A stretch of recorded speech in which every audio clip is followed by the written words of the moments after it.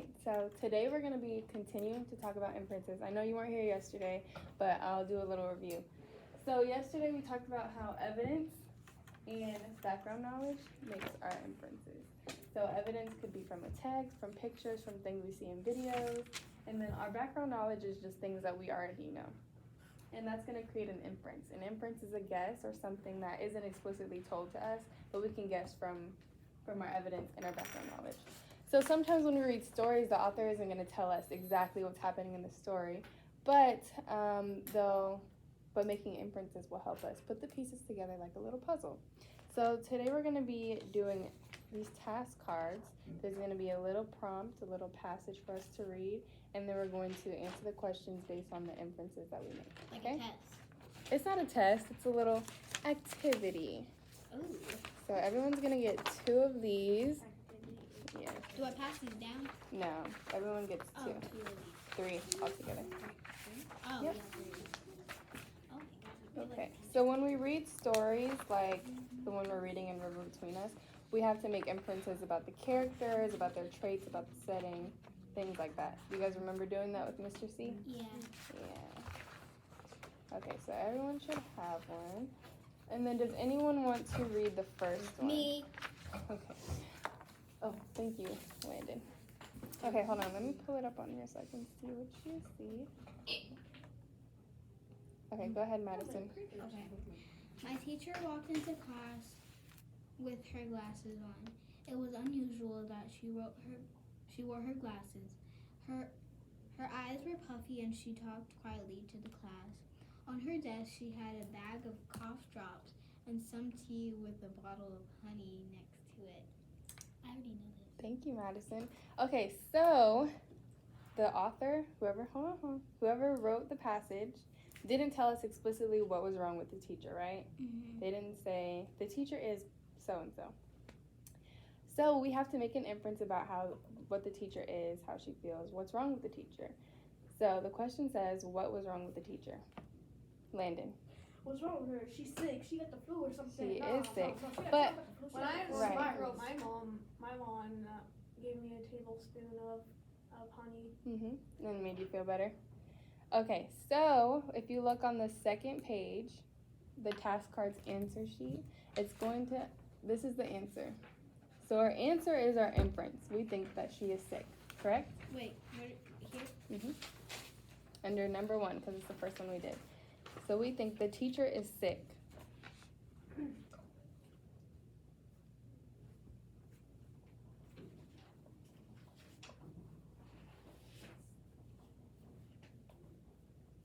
Does everybody agree with that? That Yeah. the teacher's sick? Okay.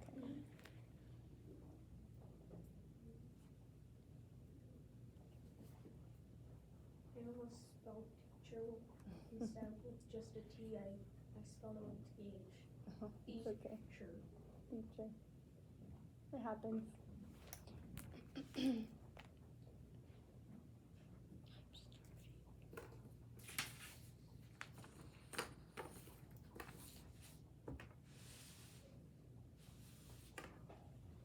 Okay, so we said that the teacher was sick. In the second box, where it says text evidence, it's asking, how do we know? And we know this because of evidence and background knowledge. So in the text, it says, as Madison read, it read that it was unusual for her to wear her glasses. Her eyes were puffy and she talked quietly. I don't know what my computer has. And she talked quietly. Correct? Yes. So our evidence that we need to quote is going to come from the passage. So find a quote in the passage that signifies that she's sick. Okay. Who can read a sentence from the passage? Someone that I haven't heard from tonight. Okay, so it said that her eyes were puffy. Mm-hmm. And there's like a bag of cough drops on her. In a bag of cough drops. So in order to use our text evidence, we have to quote that exactly, okay? So as you read it, that's what you're going to write in the evidence. That's your how do you know. And then our background knowledge tells us that when people are sick, they usually have puffy eyes and they have a bag of cough drops and you have your glasses on. When I'm around cats, my eyes don't get puffed or itchy. They literally just pop out of the socket. So those are allergies, and I think that sickness is a little different. Oh, my eye allergies are worse than that sickness. Okay, so I'll wait till everyone has everything copied down. And then we'll read the next passage.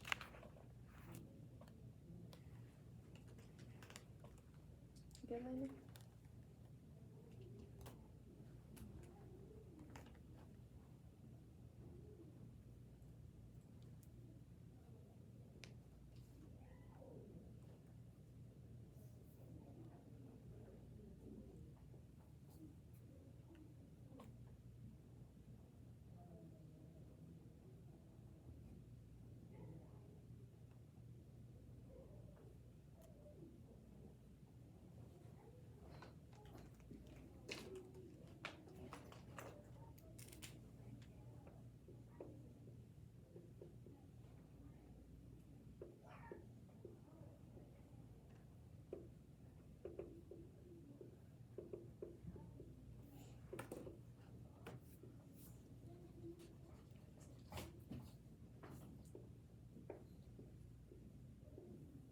I already know that so when it said that, and she talked quietly to the class, I already know that they're not used to her talking quietly to the class. She always yells and stuff. Talks really loud. Kind of like Mr. C. Yeah. Yeah. Teachers usually talk a little he, louder. He usually uses his outdoor voice. So I've actually noticed that he's not actually mean, and he's not actually scary. He's just a goofball with a big voice. Yes.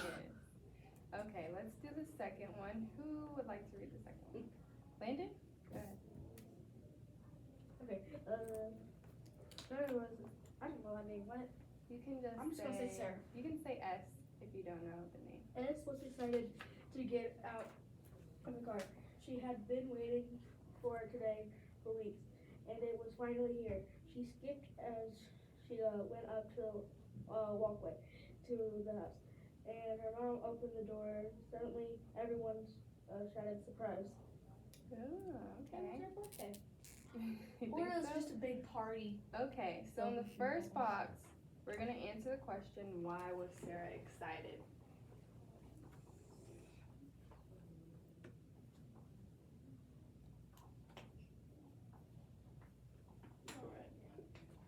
So, who knows why Sarah was excited? Madison? Because it was her birthday. It was her birthday.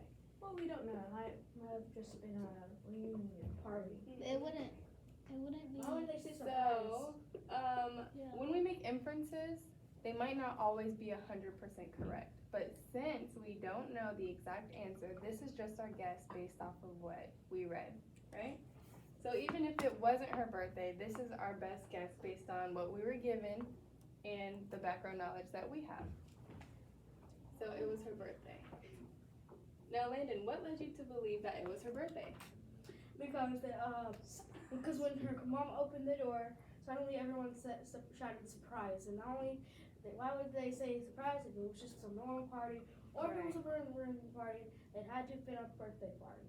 Okay, so when we read, suddenly everyone shouted surprise, that's what gave you the hint that it was her birthday. Yep. Suddenly, everyone shouted surprise. So here is Landon's evidence, and here is his inference. His inference is that it was Sarah's birthday, and his evidence came from the text. Suddenly, everyone shouted surprise. And he knows that from his background knowledge, when people say surprise, it's usually their birthday or a surprise party, right? Okay, so I'm gonna let you guys I'm gonna give you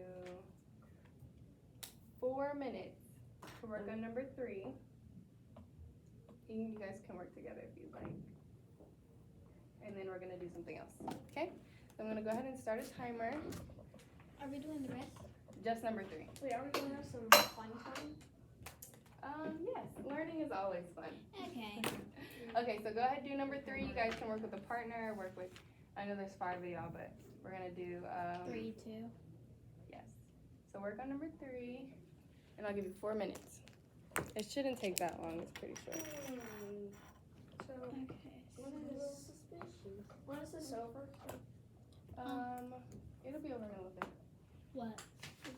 Let's work on number 3 so we can get it I done. set it for, I set my watch for Okay, we gotta do this. 2:38. So we're on number 3 now, okay? We missed 2. I'll still work on this. Okay, we're gonna do number 3. I wish this was a computer so I could just do it faster by copy and pasting. Because this will help us with our writing skill and our spelling. Because we can't always use computers all the time. So let's do number 3. I want you to have enough time.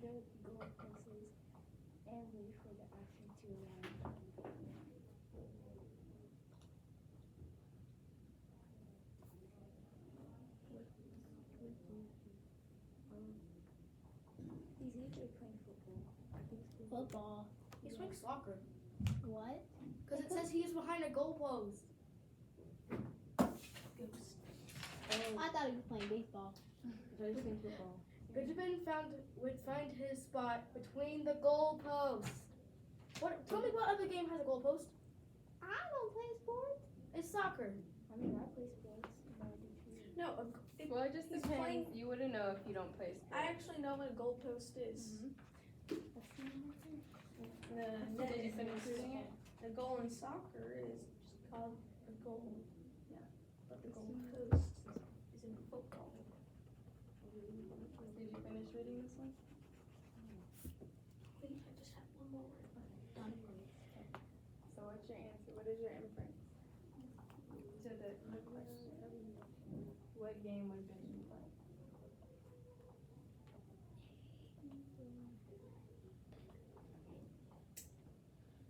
Soccer ball. Soccer. Soccer ball. You just make soccer Football. and basketball. Football? Okay, so write your answer. So, I just make So we're on soccer. 3. Benjamin. Okay. Should I just do the next one? Benjamin. You can if you would like. I forgot how to spell ball. B-A-L-L. Okay, now this is asking, how do you know? So this is your inference. This is your guess as to what he was playing. Now, what in the text? Said.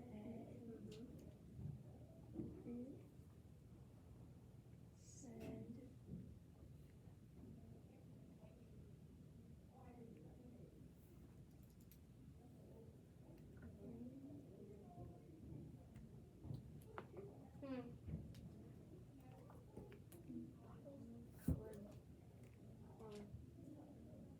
And she messed up while painting.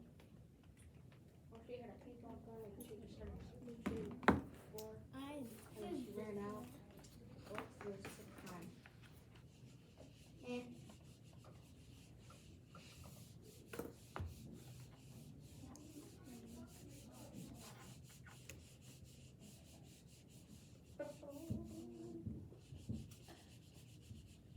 Are Alright, we everybody ready? Are we doing the same thing we did yesterday, like the passage and stuff? Yeah, it's gonna be a little different. Okay, so number 3, it says Benjamin was nervous for Saturday. He knew that the team would gather in the morning for a pep talk from their coach. 11 of them would get on the field. Benjamin would find his spot. Can you press? Which one? Thank you. Okay, so 11 of them would get on the field. Benjamin would find his spot between the goalposts and wait for the action to arrive. Okay, so, and the question's asking us what game is Benjamin playing? Ethan, what game did you think Benjamin was playing? Football. Okay, Does does anybody have anything else? Soccer. Soccer. What do you Soccer. think, Tanaya? Was playing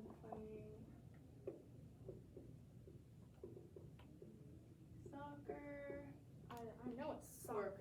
used to. I know it's soccer because I used to play soccer, Okay, and so every you used to single play time soccer. they talk about the goal, they'd always say goal post. So your background knowledge comes from you knowing the sport. Google it. Or Google, or something that we already knew. But if you didn't know that, it would be a little harder to make an inference, right? And inferences aren't always going to be 100% correct. Okay? So I know this because what sentence in this story told us that it was Alright, it says that Benjamin would find him spot between the goalposts. Benjamin would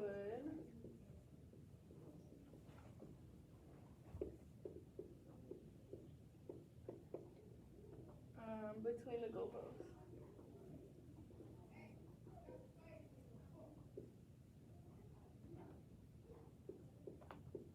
I wish these doors were soundproof. Okay, everybody good on that? Mm-hmm. All right. Any questions before we continue?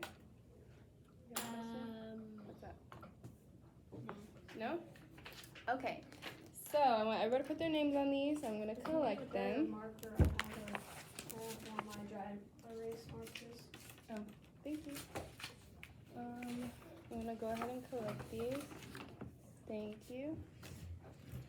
And then I'm gonna give you one of these.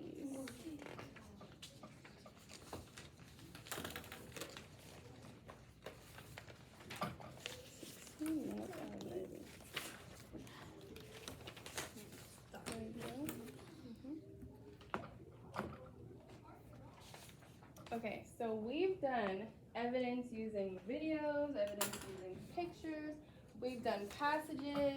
So now we're going to look at, well, we've done task cards, and now we're doing passages. So we're going to read the passage and answer a few questions about it to make inferences. You finished? I finished the first page.